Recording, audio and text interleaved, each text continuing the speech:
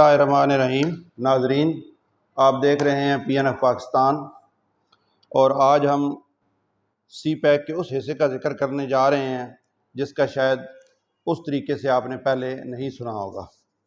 ناظرین، اللہ تعالیٰ نے پاکستان کو ایک ایسا خوبصورت اور جامع خطہ بنایا ہے کہ اس میں دنیا کی ہر چیز موجود ہے، ہر قسم کے موسم اور ہر قسم کا خطہ پایا جاتا ہے۔ صحرا، دریا، سمندر، پہاڑ، ندی نالے، چشمے، ہر قسم کی زرعی اجناس اور پھل وغیرہ پیدا ہوتے ہیں۔ سیاحت کے حساب سے بھی پاکستان دنیا کے صف اول کے چند ممالک میں آتا ہے۔ ضرورت اس امر کی رہی ہے کہ دنیا کے لوگوں کو کیسے پاکستان کے ہر علاقے تک رسائی دی جائے۔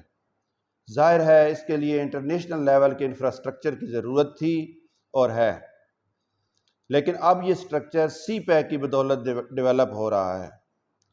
آج ہم اسی انفراسٹرکچر کے اس حصے کی بات کرنے جا رہے ہیں جو ہمارے شمالی علاقہ جات کے پہاڑوں تک دنیا کی رسائی کو ممکن بنانے جا رہا ہے۔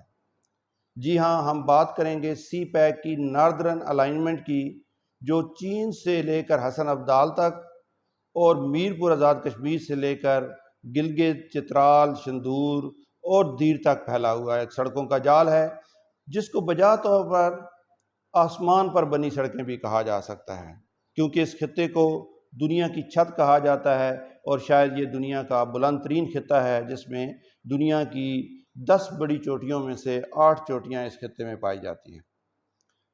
سب سے پہلے بات کرتے ہیں چین کے بارڈر خنجراب سے لے کر M1 یعنی پشاور اسلام آباد موٹر وے کے برہان انٹرچینج تک 862 کلومیٹر طویل اس شاہراہ کی، جس کو 3 حصوں میں تقسیم کیا گیا ہے۔ سب سے پہلا حصہ خنجراب سے رائے کوٹ تک، جو 335 کلومیٹر ہے، اور وہ پہلے سے موجود ہے، اس کو اپ گریڈ بھی کر دیا گیا ہے۔ دوسری طرف برہان سے لے کر تھا کوٹ تک 177 کلومیٹر موٹر وے مکمل ہو چکی ہے، اور اس پر ٹریفک رواں دواں ہے۔ تیسرا حصہ جو رائے کوٹ سے لے کر تھا کوٹ تک 250 کلومیٹر کی وہ سڑک ہے جو اس وقت فیزیبلٹی سٹیج پر ہے۔ اسی میں بابو سر ٹنل بھی آتی ہے۔ 10 ماہ پہلے وزیر اعظم شہباز شریف نے اس پر جلد کام شروع کرنے کی ہدایت کر دی ہوئی ہے۔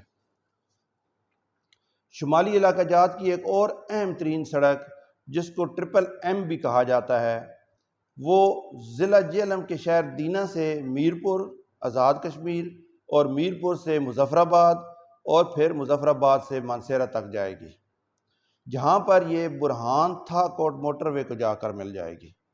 200 کلومیٹر طویل یہ شاہراہ انتہائی دلکش نظاروں کے درمیان سے گزرے گی، اور شاید یہ اس روٹ کے ساتھ ساتھ چلے گی جس پر تاریخی طور پر چلتے ہوئے ہر سال جہلم اور اس کے گرد و نواح کے بکروال یعنی بکریاں چرانے والے گرمیوں میں گلگت سکردو سے آگے دیوسائی کے میدانوں تک پہنچ جاتے ہیں، اور پھر سردیوں میں واپس جہلم تک آ جاتے ہیں۔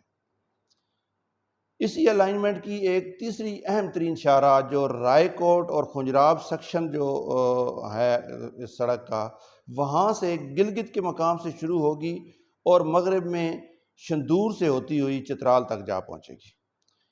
یہ سڑک 370 کلومیٹر کے قریب طویل ہے، اور اس پر کام جاری ہے، اور یہ تکمیل کی طرف گامزن ہے۔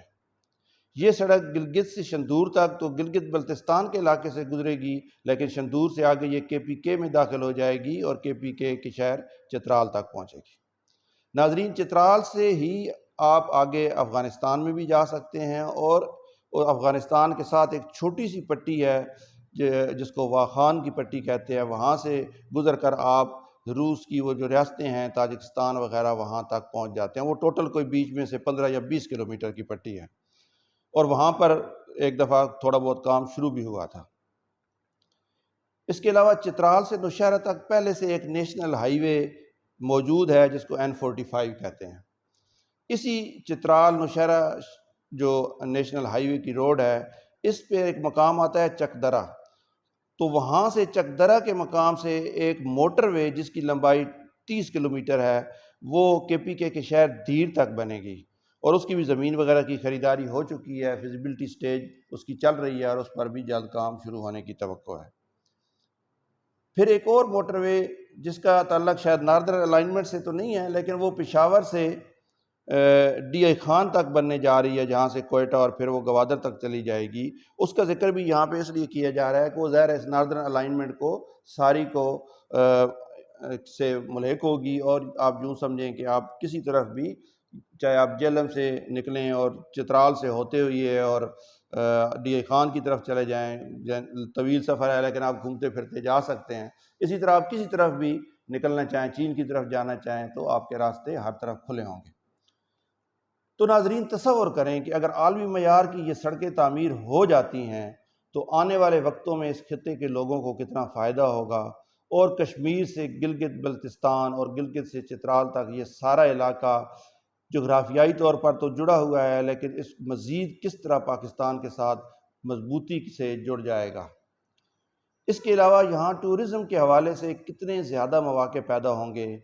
آپ جہلم سے 2 گھنٹے میں مانسہرہ پہنچ جائیں، اسی طرح گلگت چترال اور چین تک جانے میں کس قدر آسانی ہو جائے گی۔ دنیا کی چھت پر بنی یہ سڑکیں ایک روشن مستقبل کی نوید ہیں۔ اگر سی پیک پر تقریباً 5 سال کام رکا نہ رہتا تو آج ہم کہاں ہوتے، یہ ضرور سوچئے گا، اور سی پیک کے خلاف ہونے والی سازشوں پر نظر رکھیے گا۔ اللہ آپ کا حامی و ناصر ہو۔ اللہ حافظ۔